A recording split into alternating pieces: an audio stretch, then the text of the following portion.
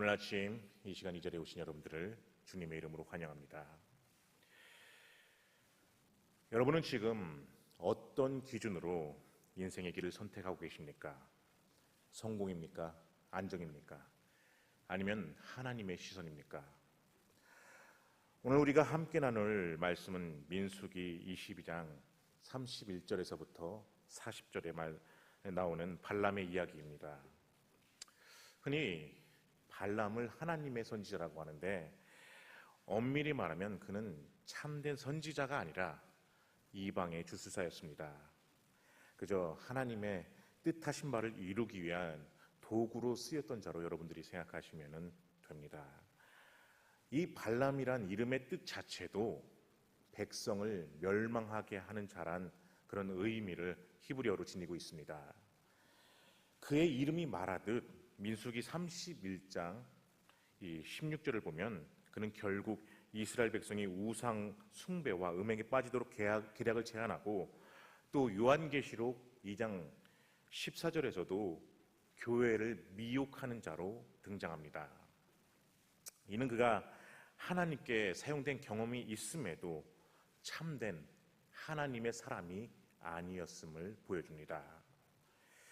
오늘 말씀은 어제 말씀과 이 22장 전반부와 연결이 되는데, 우리는 이 본문 말씀을 통해 우리 삶의 길을 돌아보며 하나님의 시선으로 길을 보라란 제목으로 세 가지 주제, 영적 시력, 진정한 회개, 말씀에 묶인 삶에 대해서 함께 나눠보고자 합니다. 먼저 영적 현실을 보지 못하면 길을 잃습니다. 민수기 22장 31절에는 이렇게 기록되어 있습니다. 그때 여호와께서 발람의 눈을 밝히시매 여호와의 사자가 손에 칼을 빼들고 길에 선 것을 그가 보고 머리를 숙이고 엎드리니. 사랑하는 성도 여러분, 인간은 눈을 가지고 있지만은 보지 못할 때가 있습니다. 눈앞에 현실이 펼쳐져 있어도 그것이 무엇인지, 또 그 의미가 무엇인지 깨닫지 못하는 경우들이 왕왕 있습니다. 발람이 바로 그러한 자였습니다. 그는 하나님을 안다고 했지만 실제로는 하나님의 뜻을 깨닫지 못하고 오히려 자신의 욕심과 이익을 따라서 움직였던 그런 사람이었습니다. 그는 이스라엘을 저주해달라고 하는 이 모압 왕 발락의 요청으로 길을 가고 있었던 차였습니다. 그는 그의 마음속에는 이미 탐욕이 자리하고 있었고 하나님의 뜻보다 자신의 이익을 앞세웠습니다. 그 길에서 하나님은 자신의 사자를 보내어서 그의 길을 막았습니다. 그러나 그는 어땠습니까? 보지 못했습니다. 오히려 그가 타고 다니던 나귀가 하나님의 사자를 보고 그 앞에서 3번이나 멈추고 또 피하려 했습니다. 어제 말씀을 들어서 알겠지만 오죽 답답했으면 나귀가 말까지 했겠습니까? 발람은 그럼에도 불구하고 이 상황을 이해하지 못하고 나귀를 3번이나 때렸습니다. 놀라운 장면입니다. 하나님의 사자를 본 것은 사람이 아니라 짐승이었습니다. 왜 그랬을까요?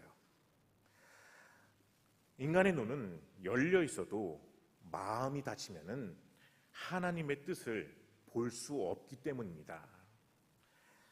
발람은 이 선지자처럼 보였지만은 참된 하나님의 사람이 아니었기에 그의 영적인 눈은 닫혀 있었습니다. 결국 하나님이 그에게 은혜를 베푸셔서 그의 눈을 여셨고 그제서야 그는 진실을 보게 되었습니다. 이 장면은 우리에게도 깊은 교훈을 줍니다. 하나님의 은혜가 아니면은 우리는 아무것도 볼 수 없습니다. 세상은 보이는 것이 전부라고 말하지만 성경은 말합니다. 고린도후서 4장 18절입니다. 우리가 주목하는 것은 보이는 것이 아니요 보이지 않는 것이니 보이는 것은 잠깐이요 보이지 않는 것은 영원합니다. 우리는 보이지 않는 하나님의 뜻, 하나님의 계획, 하나님의 임재를 볼 수 있어야 합니다. 그것이 영적인 눈이 열린 자의 삶입니다. 제가 예전에 한국에 있을 때 군인교회에서 사역을 한 적이 있습니다. 제 고향이 대전이었는데 바로 밑에 쪽에 이 계룡대라는 지역이 있습니다. 그쪽에 육해공군 본부가 있었고 또 그거에 따른 교회가 있었습니다. 제가 속한 곳은 해군이었는데 어쨌든 3군이 다 모여있던 곳이기 때문에 어떤 공군 집사님과 얘기를 한 계기가 있었습니다. 근데 그 집사님이 재미난 얘기를 해주더라고요. 저는 이 전투기 조종사들이 비행을 할 때 앞에 우리 흔히 운전을 하면은 창문 밖을 보고서 운전하지 않습니까? 계기판을 보고서 운전하는 것이 아니라. 근데 이 전투기 조종사들은 무조건 계기판을 보고서 비행을 한다고 합니다. 왜? 이 속도가 너무 빠르기 때문에 그 속도에 따라서 하늘과 땅을 제대로 구분하지 못하는 경우가 많기 때문에 계기판을 의지하지 않으면 자칫 큰 사고로 이어질 수 있다고 합니다. 특히 바다에서 비행을 조정할 때 그 경우가 더 심하다고 합니다. 왜냐하면 하늘도 파랗고 바다도 파랗기 때문에 너무 속도가 빠르면 내가 지금 제대로 가고 있는지, 종종 이 계기판이 잘못 나온 건 아닌지, 그래서 대형 참사로 이어지는 경우가 있다고 합니다. 하나님의 말씀이란 우리 삶의 계기판입니다. 그것이 없이 날면은 우리는 방향을 잃고 나는 전투기와 같습니다. 발람은 하나님을 안다고 했지만은 실상은 자신의 욕심을 따랐습니다. 하나님의 사자가 앞을 막고 있어도 보지 못했습니다. 오히려 나귀가 그것을 보았습니다. 사랑하는 성도 여러분, 눈이 있어도 하나님의 뜻을 보지 못하면은 우리는 길을 잃을 수밖에 없습니다. 하나님께서 우리의 눈을 열어주시지 않으면 우리의 삶은 방향을 잘못 잡게 됩니다. 우리의 마음의 눈이 열릴 때 우리는 현실 속에서도 하나님의 시선으로 세상을 보게 되고, 고난 속에서도 하나님의 뜻을 발견하게 되고, 절망 가운데서도 소망을 보게 됩니다. 사랑하는 성도 여러분, 오늘 우리의 눈은 열려 있습니까? 나는 지금 내 삶의 현실을 하나님의 시선으로 보고 있습니까? 보이는 상황 넘어 역사하시는 하나님을 바라봅시다. 영적인 눈이 열릴 때 우리의 현실 속에서도 하나님의 뜻을 분별하며 고난 속에서도 주님의 인도하심을 따르게 됩니다. 오늘도 그 눈을 열어 하나님의 참된 길을 바라보고 따라가는 우리가 되기를 진정으로 소망합니다. 다음으로 겉모습의 순종이 아니라 마음의 회개가 필요합니다. 민수기 22장 32절부터 35절에서 하나님은 발람을 향한 진정한 뜻을 드러내십니다. 여호와의 사자가 그의 행동을 막으러 왔고, 발람은 자신의 잘못을 인정하며 하나님의 뜻을 따를 것을 고백합니다. 34절에 발람은 내가 범죄하였나이다 라고 말하며 겸손히 사과하는 듯한 모습을 보입니다. 그러나 그 고백은 진정한 회개라기보다 그 상황을 모면하기 위한 그런 형식적인 고백에 지나지 않습니다. 왜냐하면 그 다음 말이 이렇게 이어지기 때문입니다. 당신이 이를 기뻐하지 아니하시면 나는 돌아가겠나이다. 이 말이 굉장히 순종하는 것처럼 보이지만은 자세히 보면은 내가 원해서 이렇게 행동하는 게 아니라 내가 살기 위해서, 그렇지 않으면 내가 죽으니까, 그래서 당신이 원하지 않으면은 어쩔 수 없이 돌아가겠다, 그렇게 말하는 것입니다.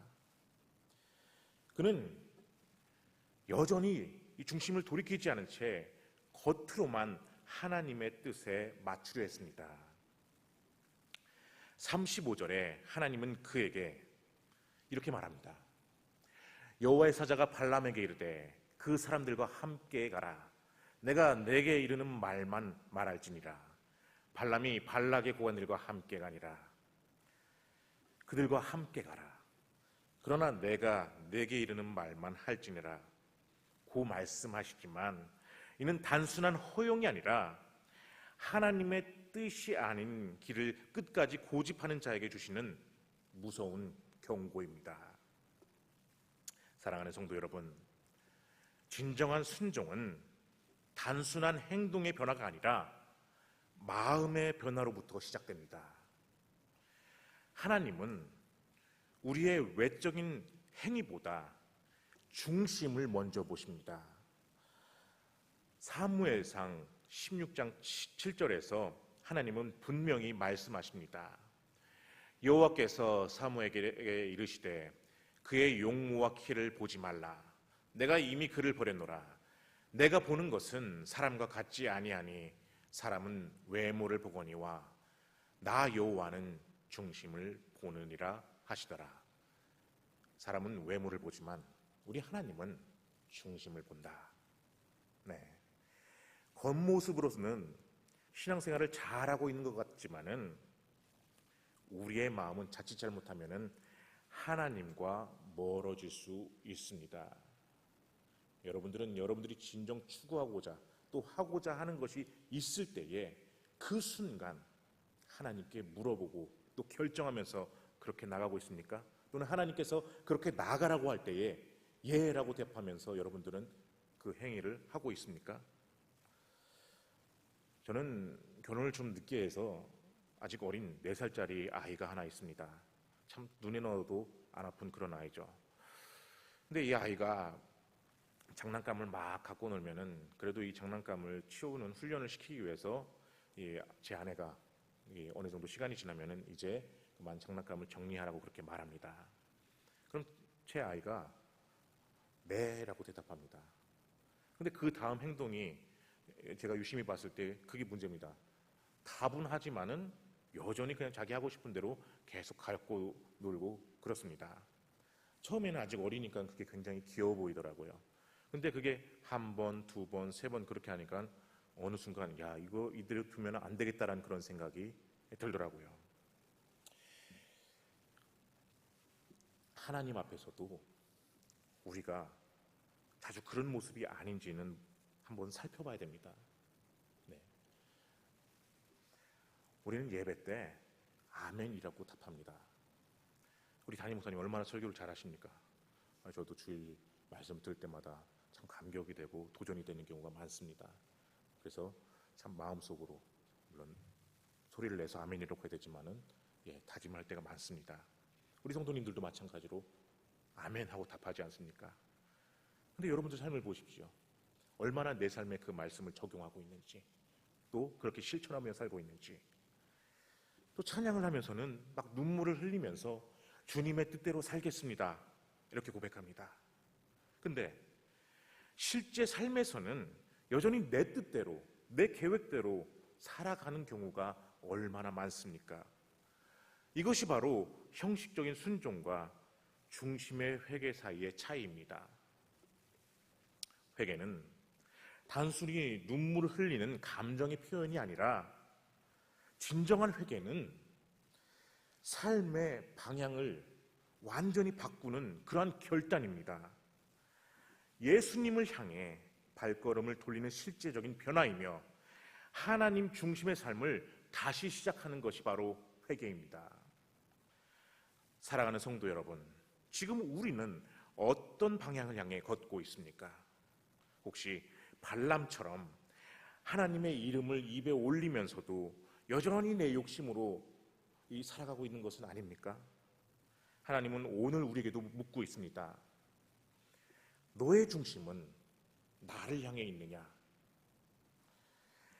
겉모습의 신앙이 아니라 중심의 변화가 일어나야 합니다. 그리고 하나님께 돌아갑시다. 입술의 고백을 넘어 삶의 결단으로 나가는 진정한 회개가 우리 안에 일어나야 합니다.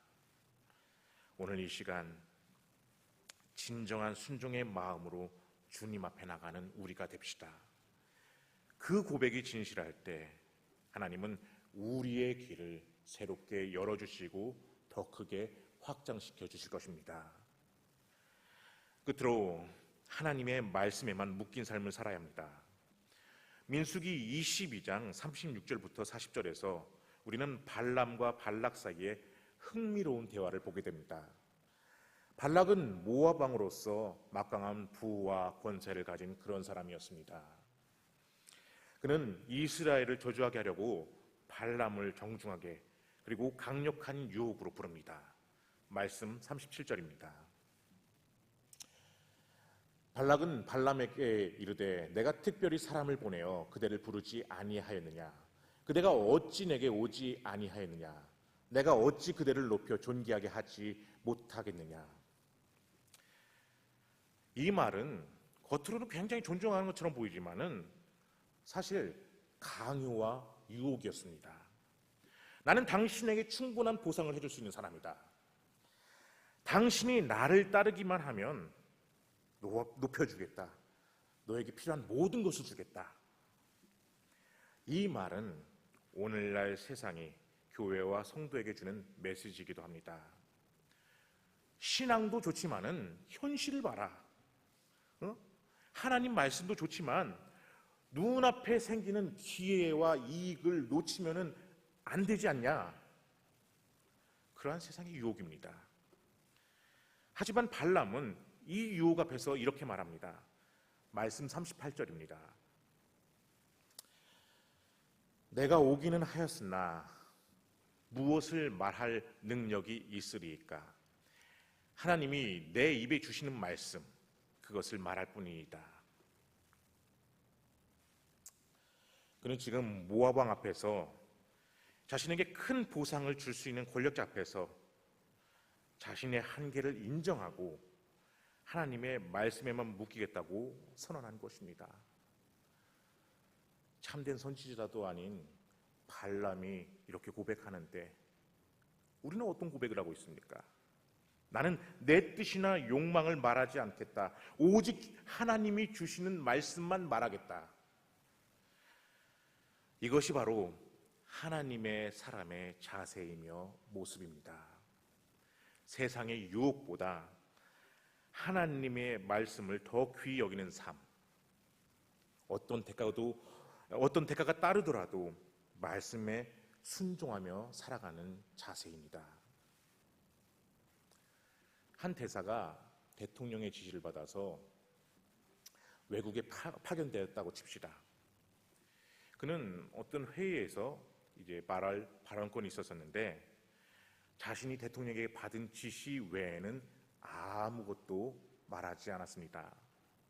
거기에 모여있던 다른 나라의 대사들이 참 당신은 답답하다. 당신의 의견도 있을 것이 아니냐. 그럼 네 얘기도 해봐라. 이렇게 말하지만은 그는 전혀 그렇게 말하지 않고 오직 대통령이 지시한 바를 그 말만 이야기했습니다.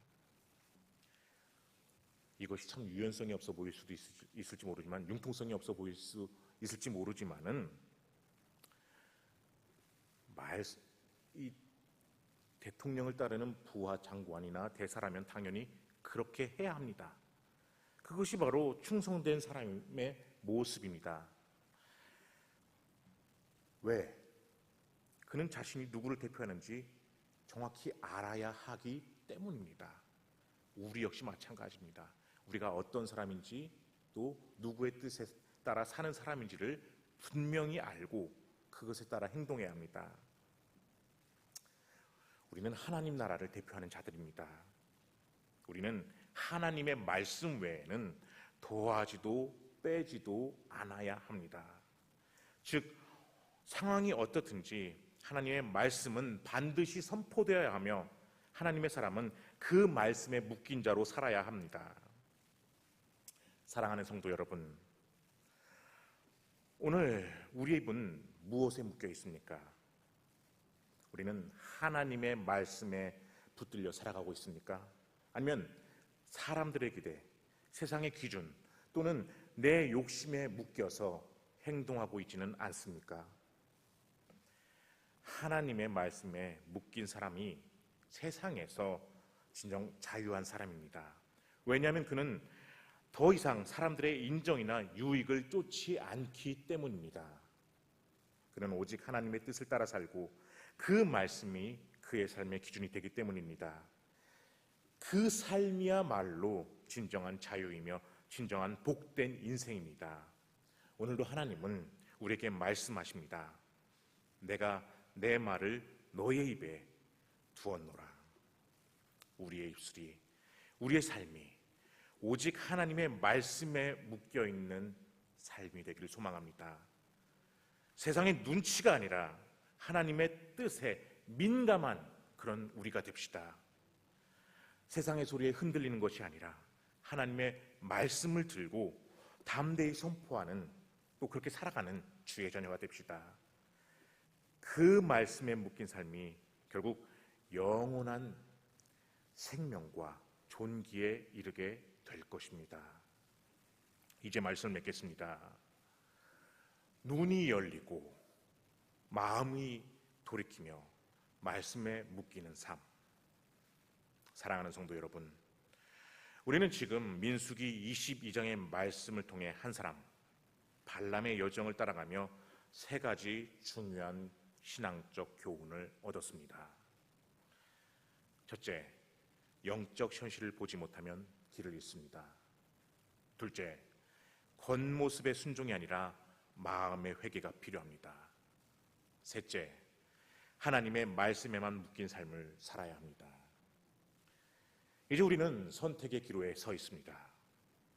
눈이 열리지 않은 채 내 고집대로 갈 것인가?